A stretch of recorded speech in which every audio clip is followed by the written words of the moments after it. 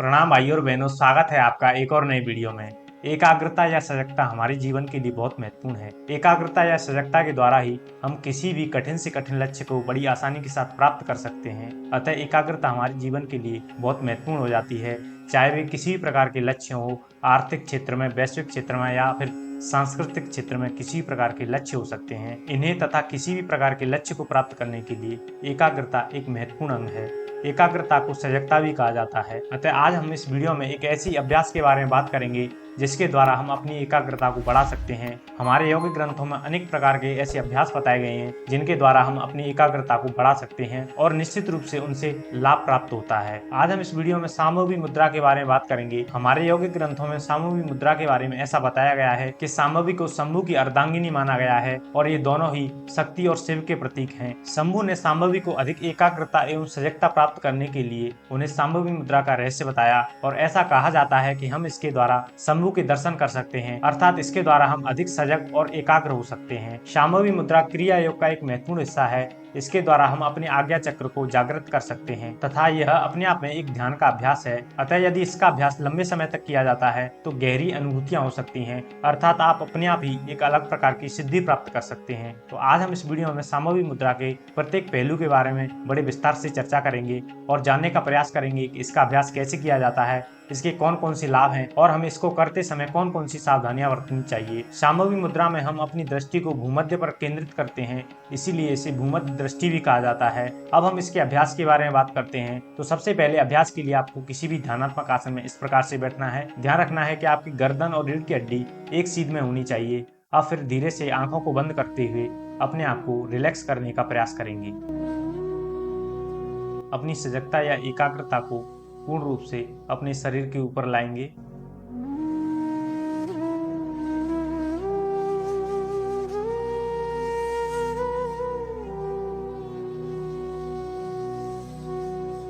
फिर धीरे से आंखों को खोलेंगे।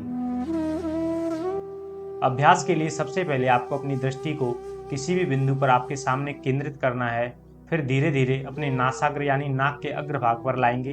फिर अपने भूमध्य पर दृष्टि को केंद्रित करने का प्रयास करेंगे। यही अभ्यास सामूहिक मुद्रा का अभ्यास है। तो पहले आप अपनी दृष्टि को किसी भी बिंदु पर केंद्रित करेंगे और पलकों को बिना झपकाए उस पर एकाग्र देखने का प्रयास करेंगे।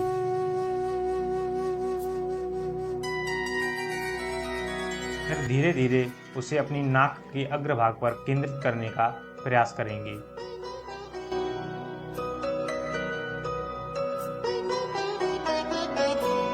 दो से 3 सेकंड रुकने के बाद फिर अपनी दृष्टि को भूमध्य पर केंद्रित करने का इस प्रकार से प्रयास करेंगे।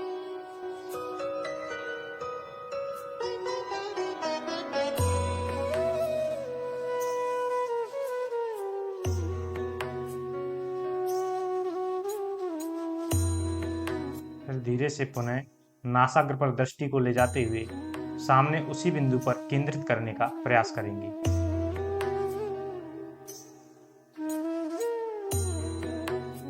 यह एक चक्र पूरा हुआ। आपको इसका अभ्यास कम से कम 3 से 5 चक्र तक करना है। फिर धीरे धीरे इस अभ्यास को समय के साथ 10 चक्रों तक भी कर सकते हैं। पुनः दृष्टि को सामने उसी बिंदु पर केंद्रित करेंगे।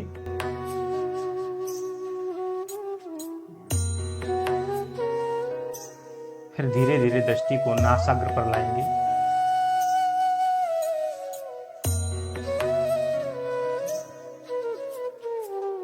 फिर भूमध्य की ओर ले जाएंगे।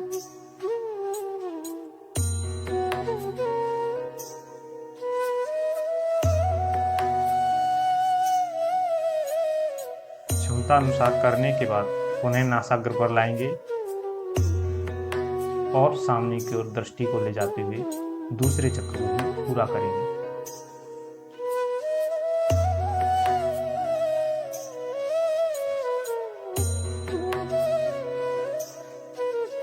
फिर अपनी आंखों को थोड़ा सा रिलैक्स करेंगे। फिर पुनः सामने की ओर दृष्टि को केंद्रित करेंगे।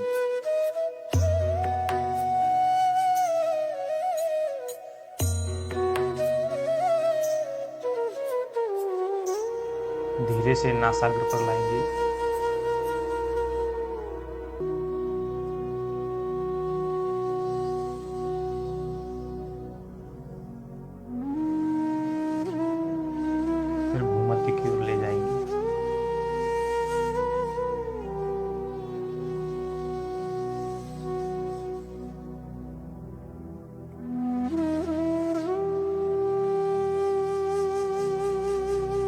जब यहाँ पर आप इसका अभ्यास करेंगे तो आपको दोनों भौहें वी आकार की दिखाई देने लगेंगी।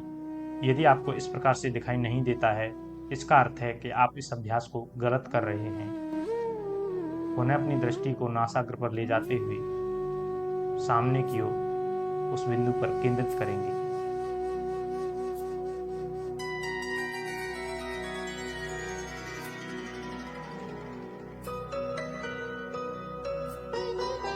इस प्रकार से आपको इसका अभ्यास करना है।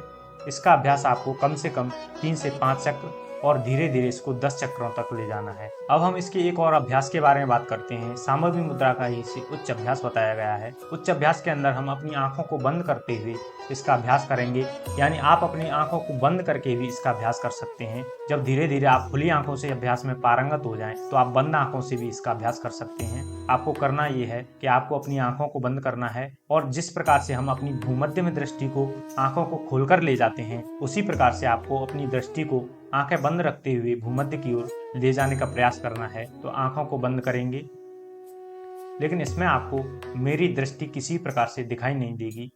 अब धीरे धीरे बंद आंखों के अंदर ही अपनी दृष्टि को भूमध्य के अंदर केंद्रित करने का प्रयास करेंगे।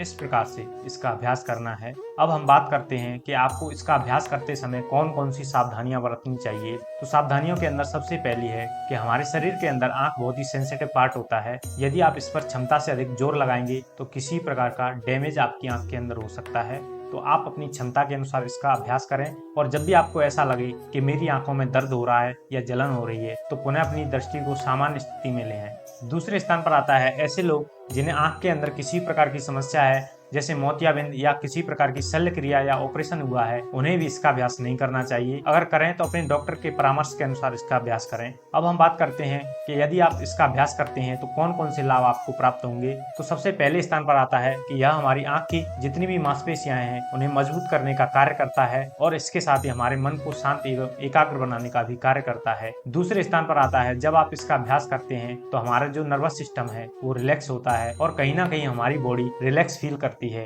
तो भाई और बहनों, मैं आशा करता हूँ ये वीडियो आपको अच्छा लगा होगा। मिलते हैं किसी अगले वीडियो में, तब तक के लिए धन्यवाद।